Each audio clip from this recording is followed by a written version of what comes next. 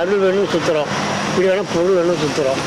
ஒரே சிம்பிளா ஒரே வார்த்தையில சொல்லி மிஸ்டர் பெருமா. பொருள் அதாவது நம்ம நேரா சுத்தினா வந்து எல்லாரும் ஏதோ எதிர்பார்த்து சுத்துறாங்க, பொருள் வேணும், அது வேணும், இது வேணும்னு. இந்த பக்கம் சுத்துறவங்க இறைவன் எங்க இருந்தாலும் நம்மள பாப்பாரு, அருள் இறைவனுடைய அருள் இருந்தா போதும். இப்ப நம்ம இந்த உலகத்துல மொத்தமா ஓடுறவனை வந்து யாரும் பார்க்க மாட்டாங்க. அந்த மொத்தமா ஓடுறவங்கள பின்னாடி திரும்பி எதிரில் ஓடுறான் பாரு, அவனை தான் என்னன்னு பார்ப்பாங்க.